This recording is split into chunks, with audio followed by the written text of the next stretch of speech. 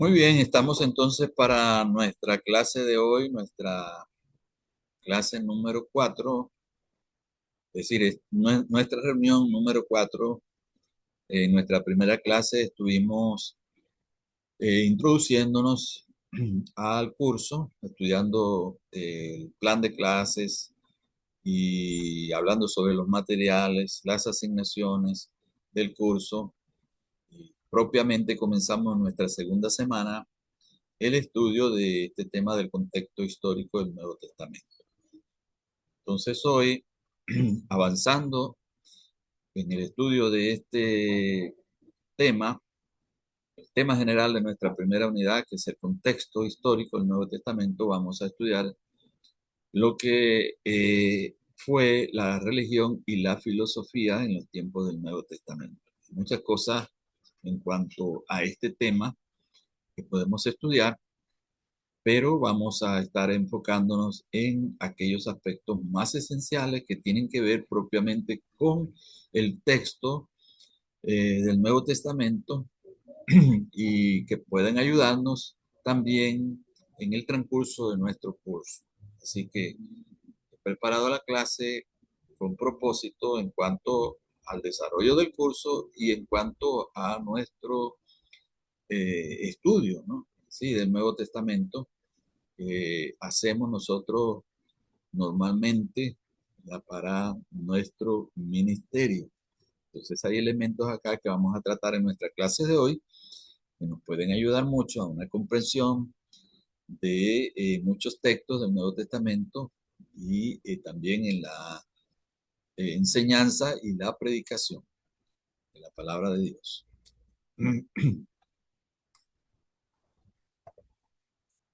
Entonces, vayamos a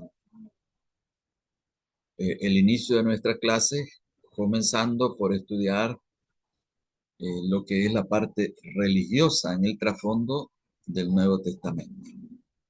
Tengo que decir en primer lugar que el mundo religioso del Nuevo Testamento es sumamente complejo, porque por un lado están las religiones paganas, por otro lado están las filosofías de aquella época y por otro lado también están las sectas del judaísmo, ¿no?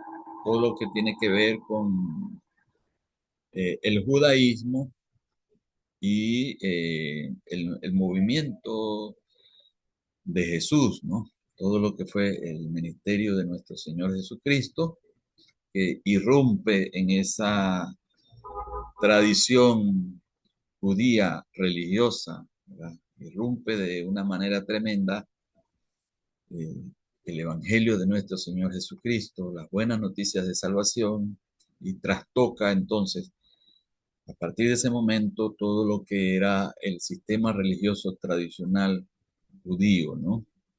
Y con la expansión del Evangelio a los territorios del imperio romano, con la expansión de la iglesia, entonces también comienza un cambio en la conformación de todo aquel mundo religioso de aquella época, ¿no?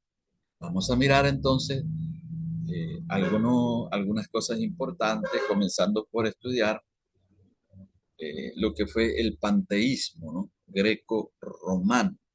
Luego mencionar el culto al emperador, que se convirtió en la religión oficial del imperio, ¿no? Una forma de religión, aunque no muy organizada, pero sí requerida, ¿no? De los ciudadanos, adoración al emperador.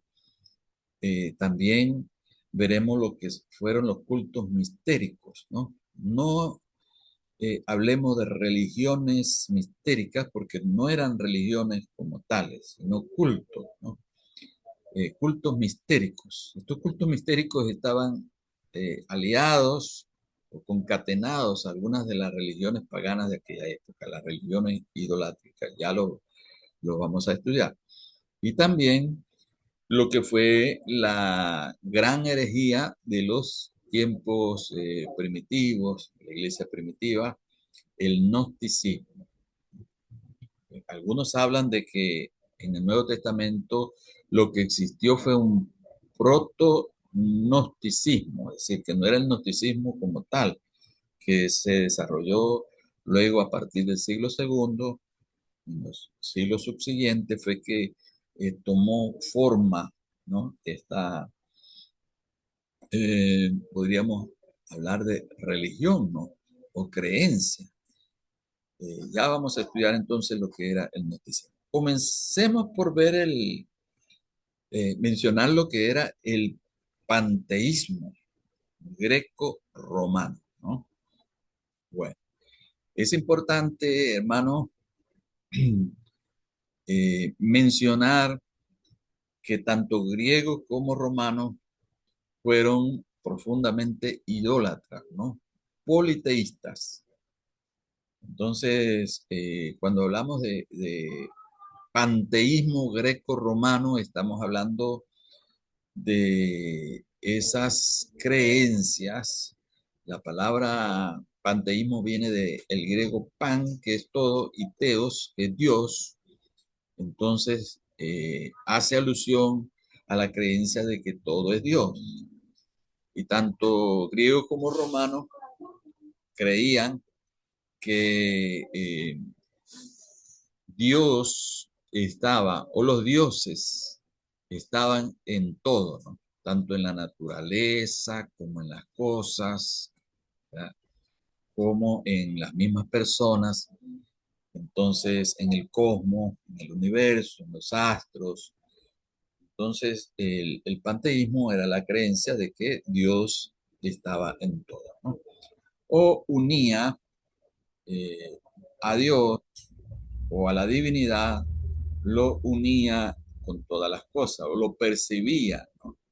En todas las cosas. Entonces, tanto griegos como romanos tenían infinidad de dioses. Recordemos, hemos hablado en clase pasada que el imperio romano fue subsecuente al imperio griego macedónico de Alejandro Magno, ¿no? Entonces vino el imperio romano para sustituir a este imperio y se unieron esas dos culturas, ¿no? La griega y la romana. El imperio romano se estableció precisamente en todos esos territorios griegos, donde se había establecido el imperio griego. Y ya con esa cultura griega, especialmente signada por la filosofía, los antiguos filósofos, las corrientes filosóficas que fueron tan influyentes, ¿no? En toda aquella cultura, entonces llegó esta nueva cultura, la cultura romana, y se mezclaron ambas culturas, ¿no? Habían entonces influencias en aquel mundo pagano de estas dos culturas, ¿no? La griega y la romana, especialmente, ¿no? Por supuesto, también venían influencias de las regiones orientales del imperio, ¿no?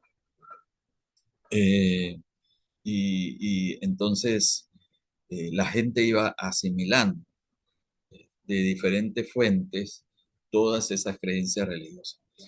Pero mencionar entonces básicamente, yo luego les voy a hacer llegar un material donde está una tabla bien completa de los dioses griegos y los dioses romanos, ¿no? Y el equivalente, porque para los griegos tenían un nombre y los romanos entonces el mismo dios, la misma deidad, la misma divinidad, usaban otro nombre. Entonces vemos en el libro de los Hechos este asunto, ¿no? De los nombres griegos y romanos de los dioses, ¿no? Podemos encontrar varios pasajes en el libro de los Hechos donde vemos mencionado estas creencias idolátricas cuando los apóstoles iban por todas aquellas ciudades griegas predicando el evangelio, ¿no? Como griegos y romanos, con sus respectivas creencias, ¿verdad? A veces confundían las manifestaciones del Dios vivo, del Dios todopoderoso, como las sanidades que se obraban a través de los apóstoles, se las atribuían a sus dioses, ¿no? Sus respectivos dioses, como cuando quisieron rendir homenaje o adoración a Pablo y a sus compañeros, ¿verdad? A causa de una manifestación milagrosa. Así que eso era muy común, que ellos pudieran atribuirle tales manifestaciones a sus dioses. Los romanos, por ejemplo, tenían dioses para cada aspecto de la vida cotidiana. Entonces, generalmente en cada casa romana había un pequeño santuario, ¿no?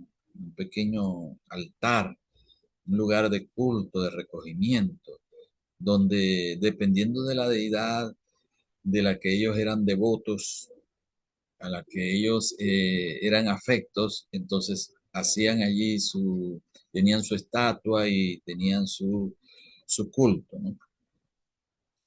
Entonces, igualmente los griegos tenían entonces todas esas religiones idolátricas organizadas, tenían sus festivales también, y en el Imperio Romano los festivales religiosos, ¿verdad? Eran algo muy importante para la sociedad, ¿no? Y los cultos a las deidades se volvían espacios públicos para el encuentro de las personas, para la celebración, para la socialización, ¿verdad? Así que eran muy celosos con aquellas celebraciones religiosas. Algo así como se practica hoy en día en el catolicismo, ¿no? Y mayormente en nuestros países latinoamericanos vemos esa dedicación del ambiente católico o de la esfera católica a estas procesiones que llaman, ¿no? Cuando llevan los santos, esas estatuas referidas a los llamados santos por los católicos, personas que han sido beatificadas, que ellos le atribuyen ya cierto grado de divinidad, de seres milagrosos, ¿no? Que tienen manifestaciones sobrenaturales.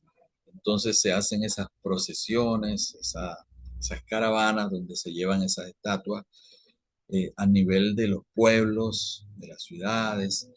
Y eso, algo parecido sucedía en aquel tiempo del Imperio Romano. Eran muy importantes estos cultos idolátricos. Entonces, esto es lo primero que vamos a asimilar en esta clase, ¿no?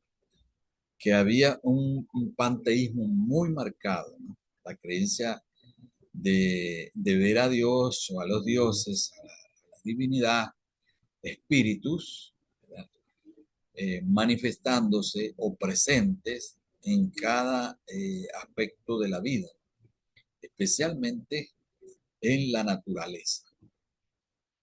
Entonces, esto fue algo muy característico de aquella época. De allí la dificultad para la predicación del Evangelio, para poder nosotros, para poder los apóstoles compartir la buena nueva de salvación con aquellas eh, personas que tenían esas tradiciones tan arraigadas, ¿no? Como cuando Pablo dice la palabra que llegó a Atenas, eh, ¿verdad? Y allí entonces vio la ciudad entregada a la idolatría.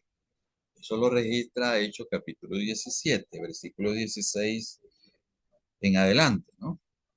Cuando Pablo dice que viendo la ciudad entregada a la idolatría, dice, su espíritu se enardecía.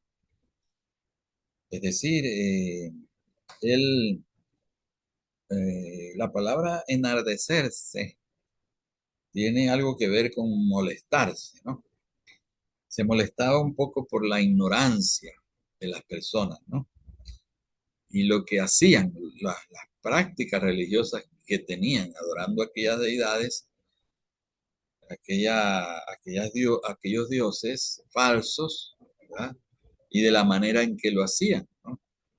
Cómo les atribuían a estas falsas divinidades, poderes, manifestaciones, que en realidad provenían muchas de esas de los demonios, ¿no? Porque el apóstol Pablo en su teología, él habla acerca de esto, ¿no? Dice, cuando trata el problema de los ídolos, en la primera carta a los Corintios, él dice que detrás de los ídolos están los demonios, es decir, donde hay idolatría, también hay manifestaciones demoníacas, ¿no? Porque el diablo, el enemigo, usa estos canales para él manifestarse, ¿no? Así que la gente que está tomada por la idolatría, que son dedicados a la idolatría, son presa y son objeto del engaño de parte de Satanás, entonces con falsos milagros, con manifestaciones engañosas, también para mantenerlos cautivos en esas creencias, ¿no? Y eso era lo que sucedía precisamente en Atenas. Hermano, como estoy concentrado en la clase, cualquier cosa que deseen participar, abren el micrófono y me hablan, ¿sí? Porque quizás no vean si me hacen alguna señal. Bueno, otro asunto muy importante también era la adoración del emperador. Esta adoración comenzó ya con la muerte de Augusto, ¿no? Eh, y podemos decir que ya en el siglo, el primer siglo antes de Cristo, ¿no? Ya comienza esta adoración del emperador cuando se divinizó la figura de Augusto, ¿no? Entonces luego los siguientes emperadores en la época cristiana fueron también divinizados. Una vez que moría el emperador romano, recuerden que el emperador romano era el gobernante supremo, ¿no? Del imperio. Y entonces, una vez que él moría, había un festival, se hacía un festival en honor a él, y allí también había un tiempo muy especial, ¿no? De la epifanía o manifestación, ¿no? Especial que llamaban del emperador, donde ya se le divinizaba, se le tenía como un dios, ¿no? Y esta adoración del emperador fue tomando fuerza progresivamente y vemos ya que cuando se escribe el libro de Apocalipsis, ¿no? Vemos que ya había un culto eh, del emperador muy elaborado, muy arraigado, que su figura se adoraba en las diferentes ciudades que son mencionadas allí en el libro de Apocalipsis. Entonces había un sumo sacerdote de este culto imperial y había la obligación de que los ciudadanos presentaran ofrendas a las estatuas que se hacían en los diferentes lugares de cultos, en los diferentes santuarios, y había unas ciudades que se dedicaban más eh, profundamente a este asunto de la adoración del emperador. Ciudades capitales de provincias, ciudades que eran más poblaciones más numerosas, entonces se volvían sitios muy importantes de la adoración del emperador. Y recuerden también que a los primeros cristianos se les exigía adorar al emperador y hacer una proclama, ¿no? De decir que el César era el curios, el Kyrios o Señor, ¿no?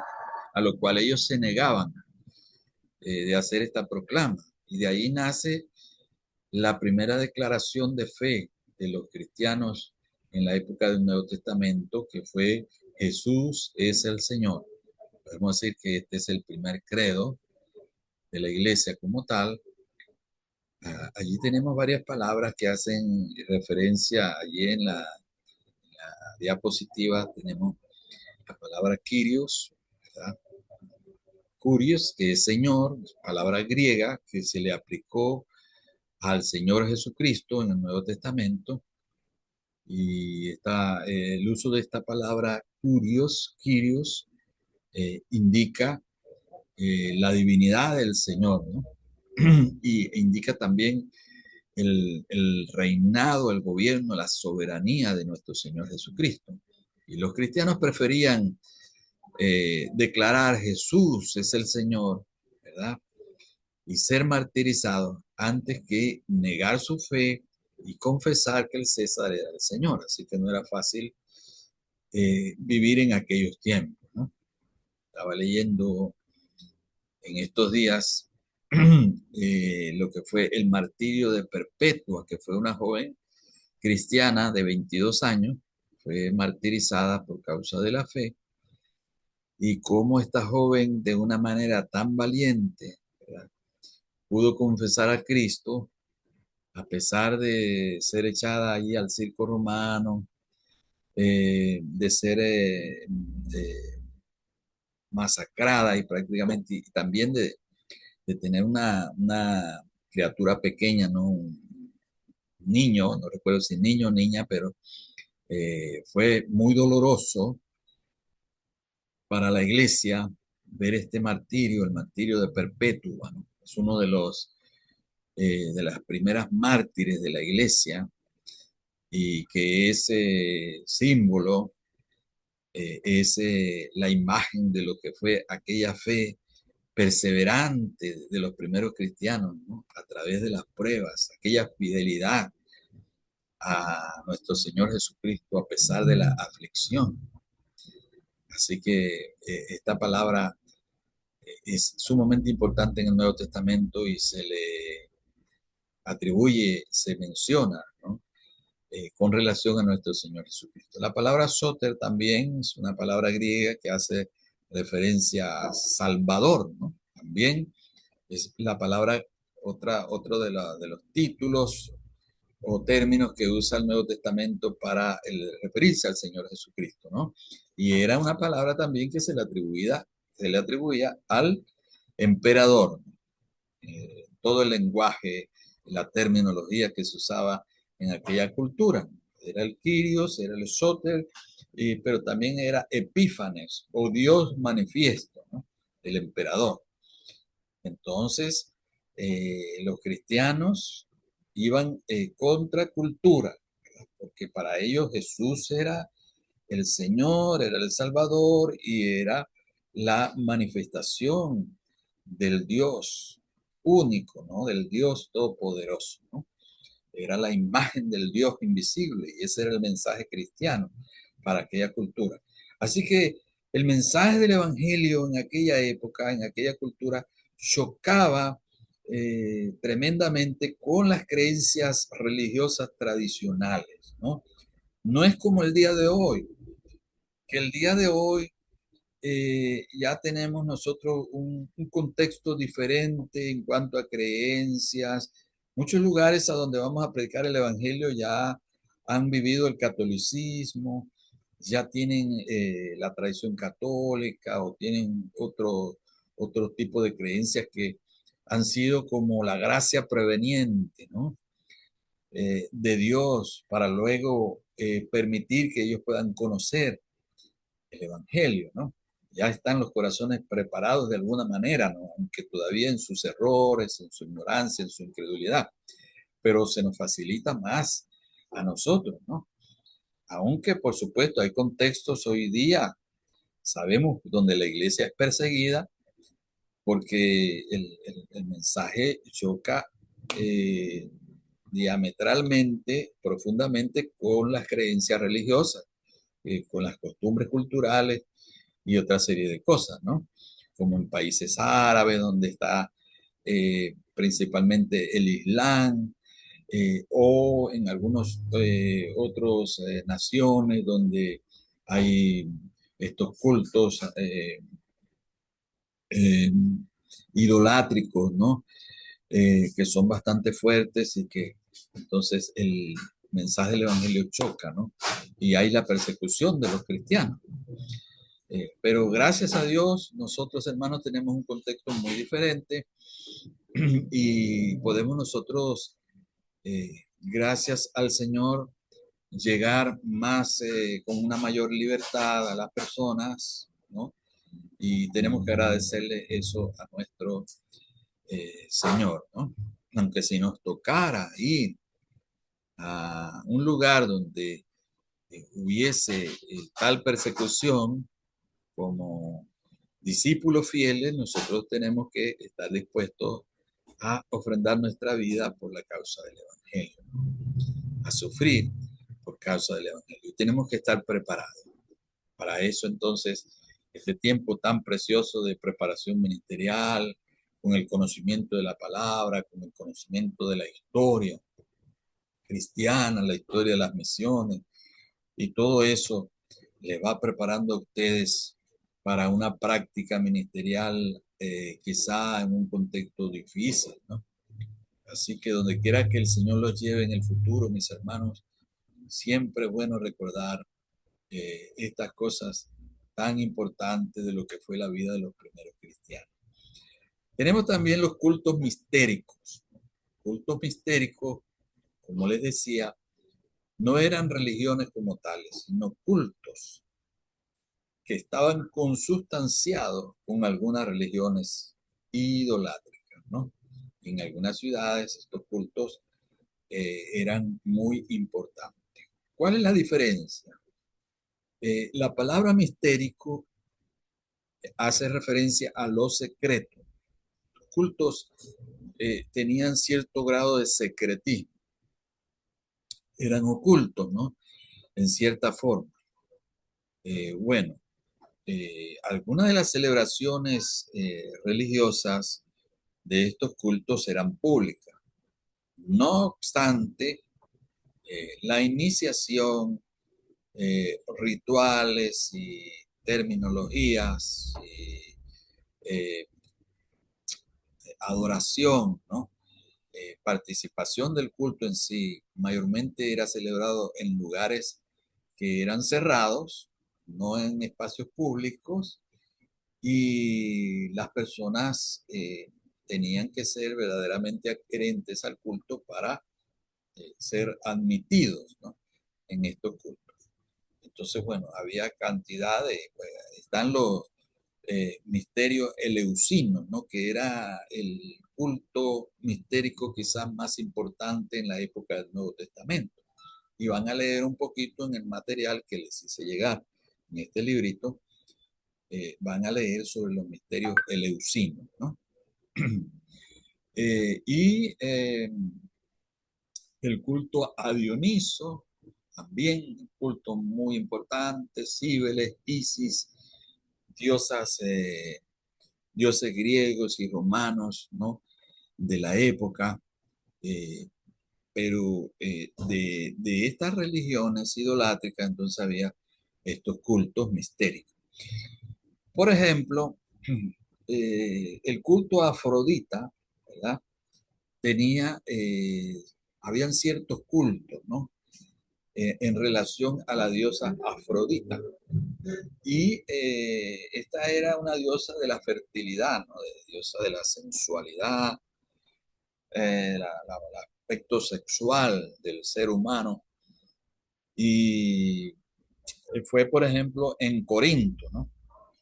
Cuando Pablo escribe a los corintios, en el trasfondo, cuando habla de la idolatría, de participar de la mesa de los demonios, cuando les dice que no podían participar de la copa del Señor y de la copa de los demonios, ¿no? Cuando ellos iban a los cultos idolátricos, a los cultos mistéricos, pero también iban a la iglesia, ¿no? Porque algunos de los creyentes corintios provenían de estos cultos mistéricos, provenían de las religiones idolátricas.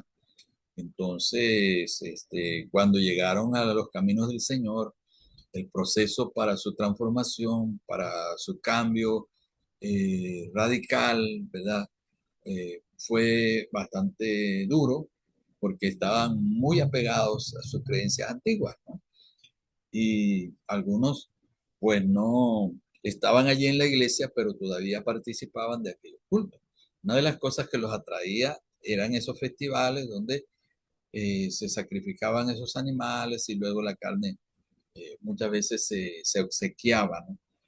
Se hacían esas comidas comunitarias o públicas y ellos podían participar. Les decía que allí en la ciudad de Corinto había un lugar alto, ¿no? Eh, donde se adoraba a esta diosa, Afrodita, ¿no?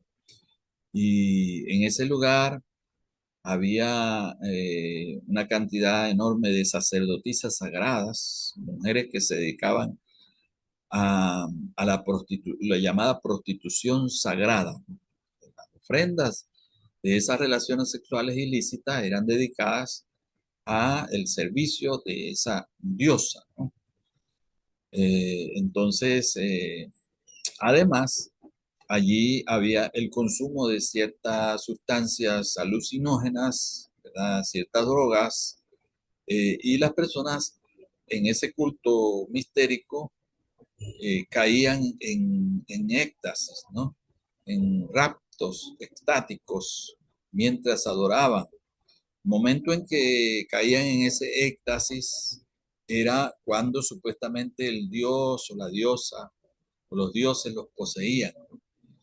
Y se practicaba también lo que era el hablar en lenguas extáticas, donde al caer en esos éxtasis comenzaban a parlotear en lenguas extrañas y habían esas sacerdotisas, esos oficiantes del culto que traducían aquellos lenguajes, supuestos lenguajes, ¿verdad? Que provenían de los dioses. Bueno, este es el trasfondo y el origen de todo lo que hoy en día conocemos como las lenguas extrañas o exáticas que se practican aún dentro de la iglesia cristiana, ¿no? Estos cultos falsos, estos cultos mistéricos. Y, por ejemplo, en este culto de Afrodita, las mujeres con sus cabellos largos, bien largos, ellas echaban sus cabezas hacia adelante, hacia atrás, y allí estaban hasta que supuestamente era tomada por la diosa, y allí entonces comenzaban todos esos arrebatos, ¿no? Emocionales.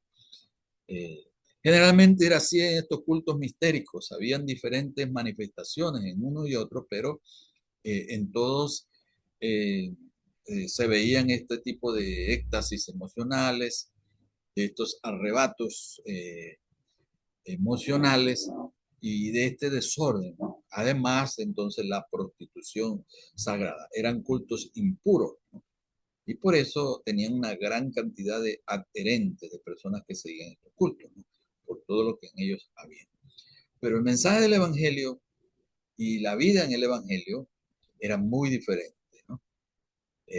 Dios llama a través del apóstol Pablo a los corintios a tener un culto ordenado, ¿no? No era como el culto mistérico, ni el culto idolátrico, sino que dice, Dios es un Dios de orden y no de confusión, ¿verdad? Y todo lo que proviene del Espíritu Santo da paz, es hecho con orden y sobre todo cuando estamos adorando al Señor, por eso en nuestras instituciones, en nuestras denominaciones, tenemos una liturgia, ¿verdad? Y tenemos un orden en nuestra forma de adorar a Dios, ¿no? Y no nos dejamos envolver por estas corrientes actuales, carismáticas, donde hay este tipo de manifestaciones, porque ya estamos claros, ¿no? En lo que hemos creído. Tenemos una tradición teológica, ¿no? La tradición teológica wesleyana ya nos enseña esa tradición, por ejemplo, la importancia de de lo que es una adoración ordenada, lo que es un culto santo al Señor, lo que es el valor de nuestra etnología wesleyana, por ejemplo, ¿no? En contraste con todas estas formas hoy de adoración que no tienen un fundamento bíblico como tal. Entonces, por allí podemos hacer una reflexión importante, hermano, en relación a nuestro contexto actual, de lo que fueron estos cultos mistéricos para los primeros cristianos. Era difícil vivir el evangelio como tal en aquella época. Quédate, quédate. No, no, no. ¿Me puedes pasar una toalla? Bueno, continuamos. Creo que no es pregunta, sino que alguien pues, está hablando por allí. Continuamos, hermanos, para que nos dé tiempo. Vamos entonces a mirar un poquito lo que fue el gnosticismo, ¿no? Les decía que el gnosticismo fue la gran herejía teológica de los tiempos primitivos. Y ese proto-gnosticismo de que les hablaba, ¿no? O el gnosticismo en semilla germinal de aquel tiempo del Nuevo Testamento, está en el trasfondo de muchas de las epístolas, ¿no? Por ejemplo, está en el trasfondo de las epístolas juaninas, este gnosticismo, ¿no? También está en el trasfondo de algunas de las epístolas de Pablo, como Colosenses, por ejemplo, ¿no? Y luego, bueno, explicarle lo que significa esta palabra en sí, gnosticismo, ¿no? Viene de la palabra gnosis, la palabra griega gnosis, que significa ciencia o conocimiento. Y Pablo y otros escritores del Nuevo Testamento hablan con frecuencia de esta gnosis o de esta ciencia, la mal llamada ciencia, ¿no? Dice el apóstol Pablo, porque habían maestros, falsos maestros, que provenían de este contexto gnóstico y querían transmitir esas ideas gnósticas a la iglesia, ¿no? A el cristianismo. Eh, esta, esta, esta creencia, o más bien es una mezcla de creencias, no era una religión como tal, ¿no? Sino había una mezcla de creencias de las religiones orientales antiguas y de estas religiones griegas, una mezcla de conocimiento filosófico o creencias filosóficas acerca de la divinidad. Así que había una cantidad de ideas que confluían para darle forma a esta eh, creencia o esta forma de buscar una relación con lo divino que se llamó el gnosticismo, ¿no? Ellos, básicamente, el gnosticismo hablaba de un dualismo, ¿no? El dualismo de materia y espíritu. Materia y espíritu. Decían los gnósticos que la materia es mala y el espíritu es bueno. Así que una persona podía hacer lo malo, pero seguir siendo bueno porque en su espíritu seguía siendo puro, ¿no? Como la materia es mala, el cuerpo es malo, entonces en realidad uno no puede ser santo como tal, ¿verdad? Porque estamos atados a la materia mala, ¿no? Pero espiritualmente sí podemos tener pureza espiritual, ¿verdad? Porque el espíritu es bueno en sí. Ese dualismo entre lo bueno y lo malo, entre la materia y el espíritu, es una característica principal del gnosticismo primitivo. Eh, ellos decían que el Señor Jesucristo no podía ser realmente Dios, ¿no? Como tal, sino una emanación de Dios, ¿no? ¿Por qué? Porque, o sea, lo que llamaban ellos un eón, ¿no? Una emanación del llamado arjé primitivo, del Dios máximo, ¿no? El máximo ser divino. Dice que él creó estos eones o manifestaciones de sí mismo, entre los cuales se encontraba nuestro Señor Jesucristo, que fue, de acuerdo al gnosticismo, el delegado para esta para este mundo, ¿no? Entonces, no podía ser Jesús Dios porque fue materia, ¿no? Fue materia. Entonces, siendo materia, entonces no podía ser realmente Dios, ¿no? Sino una emanación de Dios. Bueno, una serie de ideas, luego surgieron otras ideas. Sabemos que las principales herejías se dieron en relación a la persona de nuestro Señor Jesucristo, ¿no? ¿Quién era realmente Jesucristo? Esto sucedió a partir de la era subsecuente a los apóstoles, la llamada era subapostólica, ¿no? Comenzaron a surgir una serie de herejías, como por ejemplo el docetismo, que decía que Jesucristo era solamente una apariencia o una imagen de la palabra doceta, que es apariencia. Entonces no podía ser carne como tal, no podía ser un cuerpo como el que nosotros tenemos, sino solamente una apariencia. Bueno, el gnosticismo entonces propugnaba nuevas revelaciones, ¿no? Revelaciones más profundas, más allá de las mismas escrituras.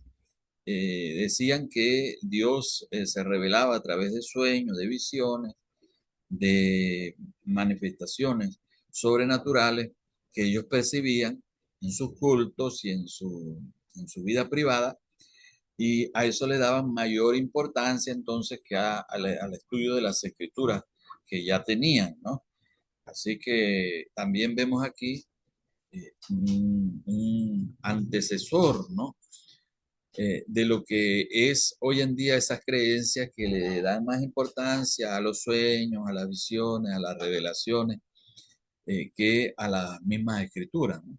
Así que, bueno, el gnosticismo evolucionó a través de los primeros siglos y es algo que también se vive hoy, o sea, es una creencia actual también. En esta era contemporánea también existe una forma de gnosticismo más elaborado, con muchos elementos que han tomado a través de la historia. Entonces continúa siendo un desafío grande para nosotros los cristianos, para la predicación del Evangelio. Pero podemos encontrar entonces allí en el trasfondo de todos los libros del Nuevo Testamento, ¿no? Recuerden que los evangelios también surgieron en una época ya cuando estaba existía ya la iglesia como tal, ¿no? La dinámica de la iglesia y de la expansión de la iglesia, la predicación del evangelio entre los gentiles. Los evangelios no surgieron inmediatamente a la muerte del Señor Jesucristo, sino posteriormente, ¿no? Así que también en el trasfondo de los evangelios, por ejemplo, el evangelio de Juan es un evangelio muy hermoso, se llama el evangelio, se le dice que es el evangelio universal, ¿no? Para todos, eh, pero que habla de la vida íntima, de la comunión de Jesús con el Padre, presenta a Jesús como el Hijo de Dios, y habla de lo que la teología llegó a llamar la unión hipostática, ¿no? La unión de la naturaleza humana con la naturaleza divina. Y Juan usa una serie de términos muy característicos, ¿verdad? Que también eran usados dentro del gnosticismo, ¿no? Entonces Juan los usa tanto en el Evangelio como en sus epístolas, porque en el trasfondo estaban estas creencias falsas. Voy a avanzar, hermano. No me da tiempo de tratar el tema, ¿no?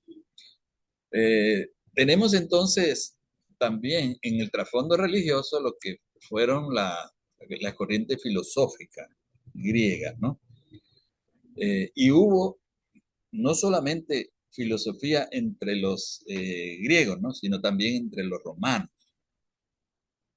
Y algunas escuelas filosóficas, por supuesto, vienen desde antes del Nuevo Testamento, ¿no? En el tiempo antes de Cristo ya vienen algunas escuelas filosóficas. Ya, eh, esas escuelas aristotélicas, el platonismo, muchas otras escuelas vienen de por supuesto, desde antes, ¿no? De nuestro Señor Jesucristo. Podemos estudiar que entre los romanos también hubo filósofos muy famosos, muy importantes, así como lo hubo entre los griegos, ¿no? Pero en cuanto nos interesa mayormente, y un punto central que tenemos que estudiar, porque está allí en el trasfondo del libro de los Hechos, y que lo vamos a estudiar luego nosotros, posteriormente, ¿no? Con detalle, es el asunto de los epicúreos y estoicos. Estas dos corrientes que se presentaron allí como un desafío para la predicación del Evangelio en el tiempo de los primeros cristianos. Y tenemos este pasaje de Hechos 17, versículo 17 y 18, y luego el versículo 34. Yo agradecería si alguno pudiera leerlo, alguno de ustedes pudiera leer este texto que tenemos allí en pantalla. Alguien que me haga el favor y lea en voz alta, por favor.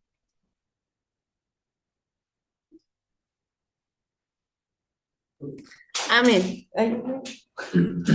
Gracias, Dice, Así que discutía en la sinagoga con los judíos y piadosos, y en la plaza cada día con los que concurrían. Y algunos filósofos de los epicúreos y de los estoicos disputaban con él, y unos decían, ¿qué querrá decir este palabrero? Y otros, parece que es predicador de nuevos dioses, porque les predicaba el evangelio de Jesús y de la resurrección. Mas algunos creyeron juntándose con él, entre los cuales estaba Dionisio el Areopagita, una mujer llamada Damaris, y otros con ellos. excelente, gracias, mi hermano.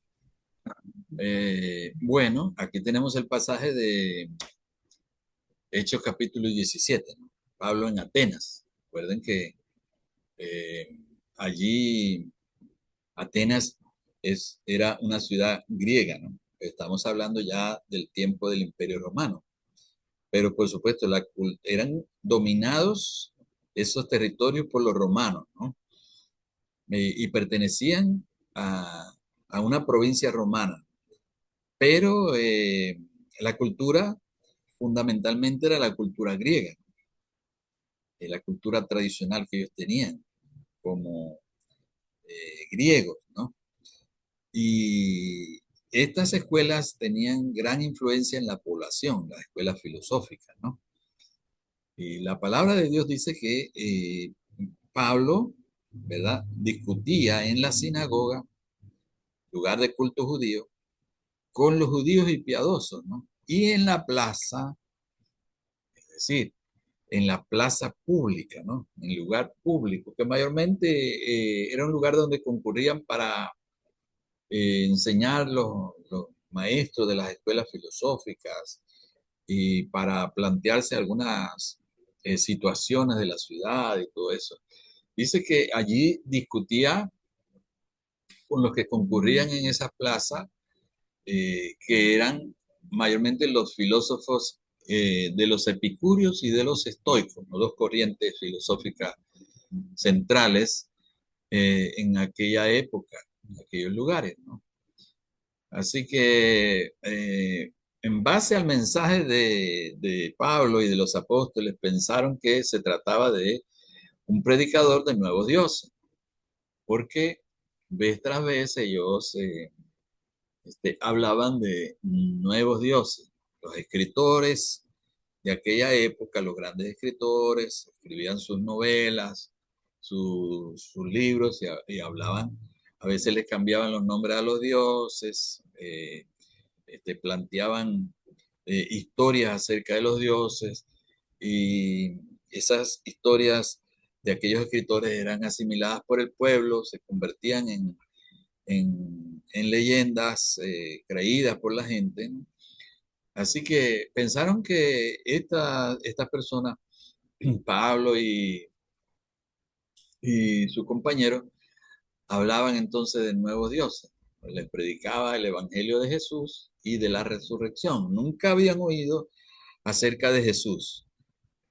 Era la primera vez que escuchaban acerca de la persona de Jesús. Recordemos que el mensaje se venía extendiendo desde Jerusalén por toda Judea y había pasado entonces con la expansión de los primeros cristianos a todos aquellos lugares, ¿no? Interesante la dinámica de la predicación en aquella época, ¿no? No eran ellos no se conformaban con predicar en sitios cerrados, como la sinagoga.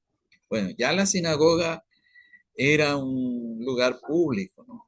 De los judíos, donde concurrían todas las personas que practicaban la fe judía, pero avanzaban más aún, ¿no? Para hacerse presente en las plazas, en este caso eh, en el, en el ágora o en la plaza pública, y allí había gente importante, ¿no? Que escuchaban el mensaje del Evangelio.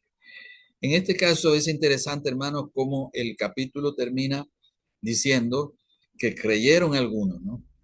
Creyeron algunos de aquellos judíos y piadosos, pero también de aquellos griegos que concurrían en la plaza, ¿no? Y que oyeron el mensaje del Evangelio de parte del apóstol Pablo. Y se juntaron con Pablo, ¿no? Mire la eficacia del Evangelio, cómo aquellas creencias idolátricas tan arraigadas, aquellas convicciones que ellos tenían acerca de la divinidad, cosas que enseñaban mucho estas escuelas filosóficas, lo que eran las explicaciones que ellas daban de la divinidad, ¿no? De la creación, estas escuelas filosóficas tenían su cosmología o su creencia acerca del origen de todas las cosas, ¿no? Mayormente eran fábulas, eran mitos, eran razonamientos humanos, pero cuando oyeron el mensaje del Evangelio, mire qué tremendo, cómo el Espíritu Santo hace esa obra, ¿verdad? Dice que creyó en aquella oportunidad Dionisio el Areópagita, ¿no? El Areópago era el lugar donde los filósofos debatían sus ideas. Y también dice, creyó una mujer llamada Amaris y otros con ellos. Interesante, hermanos. Y se presenta a nosotros como este pasaje, ¿verdad? Como un estímulo para todos esos desafíos que se nos presentan a nosotros hoy en día. Sobre todo nos invita a salir de las cuatro paredes, ir a las comunidades y lugares públicos a compartir el Evangelio en la medida en que tengamos oportunidad, ¿no? Porque Dios nos llama precisamente a buscar al pecador en donde el pecador se encuentra, ¿no? En sus ambientes, ¿no? Donde el pecador se encuentra.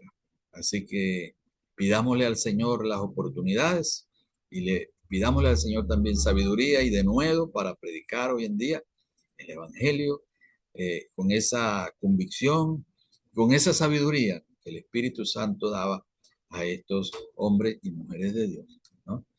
Entonces, hablemos rápidamente, mis hermanos, acerca de los epicúreos y de los estoicos. La palabra epicurio viene de Epicuro, que fue un filósofo antiguo de los griegos. Nació en Samos en el 341 antes de Cristo, ¿verdad? Hasta el 271. Recordemos que, como les expliqué la semana anterior, esas cifras del Antiguo Testamento hacia atrás van aumentando, ¿no? Así que allí tenemos la época en que este gran hombre vivió, ¿no? Epicuro, un filósofo muy importante, ¿no? ¿Qué creían los epicúreos? ¿Y por qué es importante conocer esto para nuestro estudio? Mire, los epicúreos, de acuerdo a las enseñanzas de Epicuro, ¿verdad? Hablaban de que los sentidos eran la única fuente confiable de conocimiento sobre el mundo, ¿no? Lo que hoy se conoce como empirismo. Solo podemos conocer a través de los sentidos, ¿no? Lo que podemos palpar, lo que podemos oír, lo que podemos ver, lo que tiene de alguna manera una explicación a través de lo sensorial, ¿no? Entonces, esta era una declaración importante o central en la filosofía epicúrea, ¿no? Los sentidos como la única fuente confiable de conocimiento. Y eso, eh, mm, por supuesto, fue, para ellos era difícil, ¿no? Creer en algo que no habían visto, no habían experimentado, ¿no? Pero los apóstoles hablaban de Jesús como un ser real, como un ser tangible, hablaban de ese verbo, ¿no? Que se hizo carne, porque los griegos hablaban del verbo como el principio divino, ¿no? Que creó todas las cosas, la razón, ¿no? Que creó todas las cosas.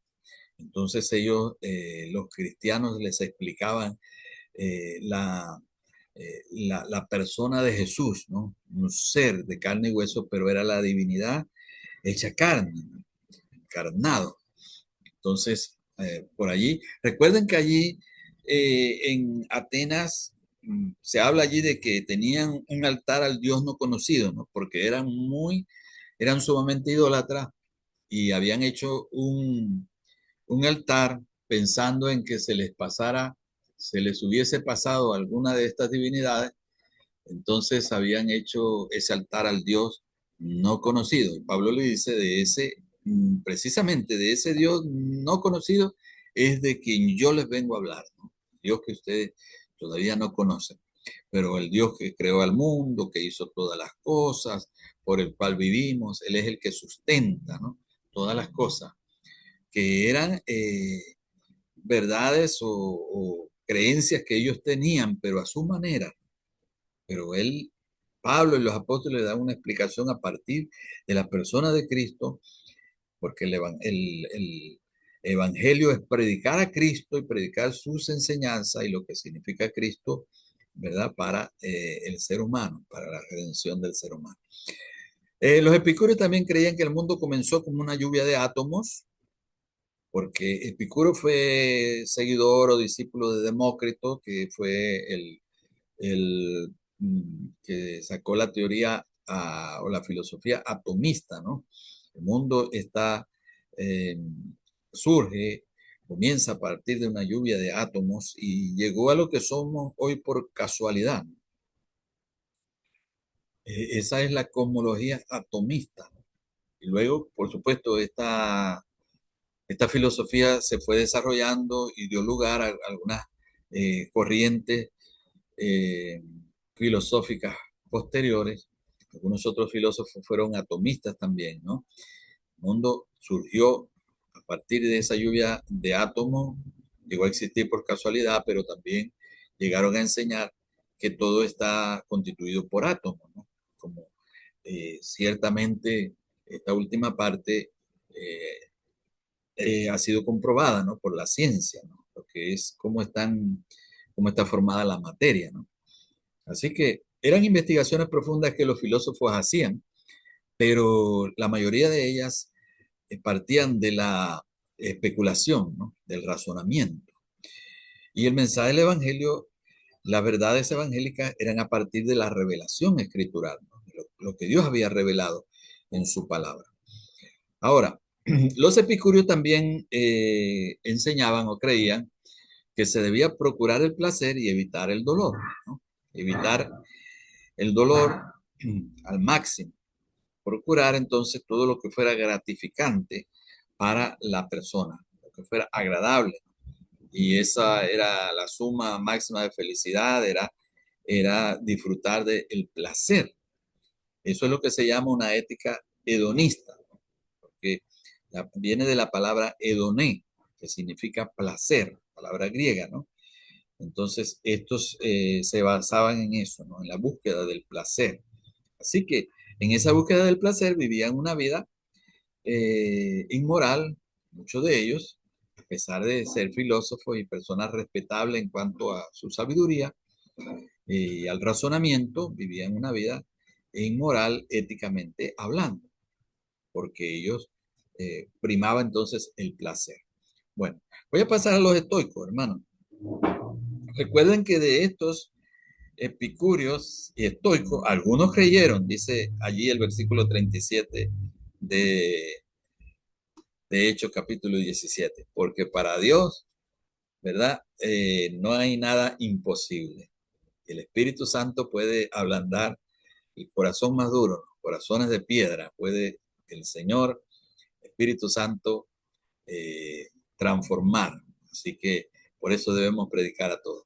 Los estoicos, la palabra estoico viene de la palabra estoa, un término griego, estoa, comienza en S, estoa, así como se oye, aunque en algunos textos se escribe estoa, comenzando con E, ¿no? Pero es igual, no hay problema. Pero eso, la palabra significa un pórtico o en la parte frontal, ¿no? De un edificio, en este caso, allí en Atenas había esta estoa en el ágora, ¿no? En el lugar de reunión, era esa parte frontal llena de columnas y techada, ¿no? Eh, que era donde se reunían entonces los estoicos, ¿no? Era característico de ellos reunirse en esa parte del ágora, ¿no? En la estoa o en el pórtico, o en la parte frontal, ¿no? Es interesante entonces de dónde vienen estos términos, ¿no? Antiguos. Lo que enseñaban los estoicos, a ver cómo vamos con la hora, hermano. Lo que enseñaban los estoicos era que había una razón absoluta o una voluntad divina inmanente, ¿no? Recuerden, la palabra inmanente indica lo que está presente, lo que se hace presente, ¿no? Que no está lejano, sino que se transmite, se comparte. Entonces, cuando ellos hablaban de ese verbo divino o de esa razón, ¿no? O voluntad divina, decían que es inmanente, o sea, se hace presente. Y es allí donde entra el mensaje del Evangelio en aquella época, hablando de Jesús como el verbo divino o como la razón divina que se hizo presente, ¿no? Que tomó carne y se hizo presente en medio de nuestra condición humana, ¿no? Así que el mensaje fue familiar de cierta manera para ellos, ¿no? Aunque ellos lo creían de una manera diferente, cuando se les comenzó a presentar el mensaje de Jesús, la persona de Jesús, ellos comenzaron también a usar su razonamiento, ¿verdad? Su mente para relacionar el mensaje del Evangelio con sus creencias previas. El Espíritu comenzó a trabajar con esa convicción interior de que nos habla la Biblia y pudo llevarlos a ellos a un conocimiento de Cristo y por supuesto a un arrepentimiento que era exigido dentro del mensaje cristiano primitivo, porque el mensaje de arrepentimiento era central, no solamente la creencia, sino el arrepentimiento y el tornarse a una nueva vida, una vida diferente, ¿no? Decían también los estoicos que el mundo no está gobernado por la casualidad, sino por un propósito progresivo, ¿no? Y esto, por supuesto, también era parte del mensaje cristiano, ¿no? Hay un Dios con propósito que ha hecho todas las cosas conforme a un plan y que ha diseñado todo de una manera perfecta, de una manera maravillosa, ¿verdad? Y que tiene ese plan de redimir a la criatura, ¿no? De perfeccionar al ser humano. Y bueno, qué maravilloso, hermano, ha de haber sido la predicación del Evangelio, ¿no? En aquellos días, en relación a aquellos grandes desafíos de la filosofía de aquella época, ¿no? Y cómo Pablo fue usado como un instrumento poderoso en las manos del Señor, un hombre que podía dialogar, ¿no? Con estos filósofos y hablarles de tú a tú, ¿no? Porque conocía toda esta corriente filosófica y sabía cómo manejar todos aquellos conceptos, ¿no? Y relacionarlos con el mensaje de la palabra de Dios y relacionarlo con la persona de nuestro Señor Jesucristo. Si allí la importancia que tenemos de la preparación, ¿no? Bíblico-teológica y no solamente bíblico-teológica, sino en diferentes disciplinas, ¿no? del conocimiento para que podamos tener un mensaje actualizado, ¿no? Y que pueda, un mensaje que pueda estar lleno de, o sea, que no hayan vacíos, ¿no? En cuanto a la mente actual, la mente del ser humano actual, no que pueda brindar respuestas a partir del Evangelio, ¿verdad? Con ideas bien claras y que tengan una base firme también en la razón, ¿no? Porque la razón, recordemos, no está en contraposición ni opuesta al mensaje de la fe cristiana, como lo vemos a través de la historia, del tiempo de la escolástica, por ejemplo, en la Edad Media, ¿no? Fue donde se desarrolló la, eh, el razonamiento teológico al máximo, ¿no? Tratando de relacionar o de reconciliar las ideas teológicas o las verdades de las escrituras con el pensamiento filosófico, ¿no?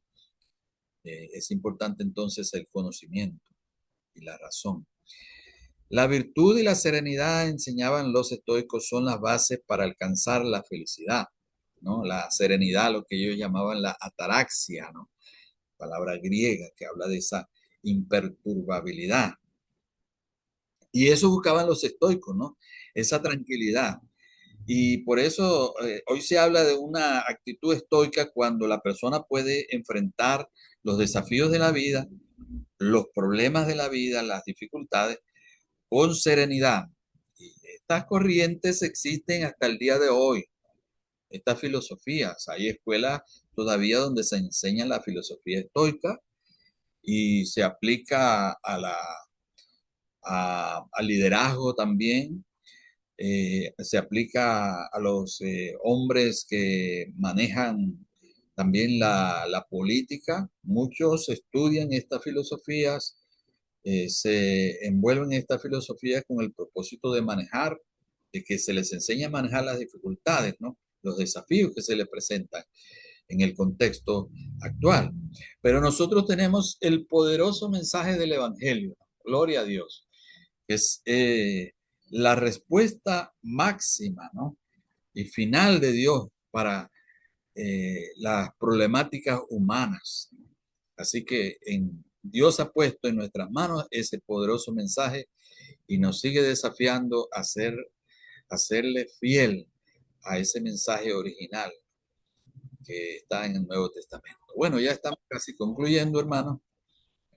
Tenemos, a ver, unos minutitos más y para entrar en hablar un poquito sobre el judaísmo, ¿no? Estos 3 minutitos que tenemos, pero si no da tiempo, entonces ustedes van a tener la oportunidad de leer los materiales que les voy a compartir.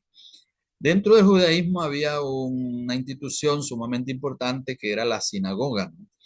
Además del templo en Jerusalén, que era de donde se gobernaba todo lo que era el sistema religioso judío, habían las sinagogas, que eran lugares de culto en las diferentes ciudades, eh, no solamente del Imperio Romano en la parte griega, sino también en el mismo territorio eh, de los judíos, ¿no? Aquellos territorios de la Palestina del Nuevo Testamento, ¿no?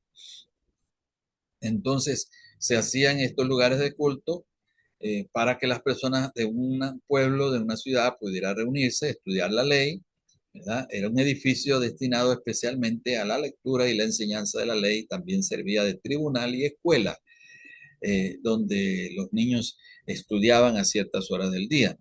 Esta institución surgió después del cautiverio babilónico, se piensa, aunque algunos lo datan de una fecha más atrás, cuando hubo la división del reino entre las 10 tribus del norte y la tribu de Judá en el sur, ¿no? Pero más bien se piensa que fue después de la cautividad babilónica, cuando regresaron los judíos, ¿no? Entonces en el Nuevo Testamento vemos que muchos lugares tenían una sinagoga, como es mencionado allí en diversos pasajes del Nuevo Testamento, ¿no? Estas sinagogas estaban regidas por un consejo de ancianos, había un principal de la sinagoga o a veces varios principales que se encargaban de la organización de toda la dinámica de estos lugares de culto. Jesús acostumbró reunirse en la sinagoga, ¿no?, los días sábados, como lo vemos allí en las escrituras, ¿no? Y esta institución es sumamente importante porque la vamos a encontrar tanto en el Evangelio como en el libro de los Hechos, ¿no?, en nuestro estudio de este curso. Yo voy a dejarles el estudio de los fariseos y los saduceos para que ustedes puedan leerlo de esta presentación. Eran las dos sectas judías eh, principales en los tiempos de nuestro Señor Jesucristo. No eran las únicas sectas, habían otras, ¿no?, pero eran las más importantes y fueron las que tuvieron todas aquellas controversias y presentaban todos aquellos desafíos a nuestro Señor Jesucristo y a los primeros cristianos. Así que es importante que leamos acerca de quiénes eran los fariseos y quiénes eran los saduceos, ¿no? Y eso voy a dejar para que ustedes lo estudien en los materiales que les voy a hacer llegar. Bueno, mis hermanos, hemos llegado al final de nuestra clase y reciban, hermanos, mi bendición y mi compromiso de seguir orando por ustedes cada día. Estoy orando por ustedes para que el Señor les bendiga y les edifique en gran manera en este curso. En la próxima clase espero tenerles ya asignadas sus materiales para la exposición en clase y organizados o orientarlos para que puedan organizar los grupos, por lo menos dividir los temas y que ustedes mismos entonces se organicen para los grupos. Dios les bendiga, hermanos. Cualquier cosita nos estamos comunicando por allí, por el grupo. Espero que tengan un día de estudios y de actividades muy bendecido. Ya mismo les hago llegar los materiales. Por acá, por el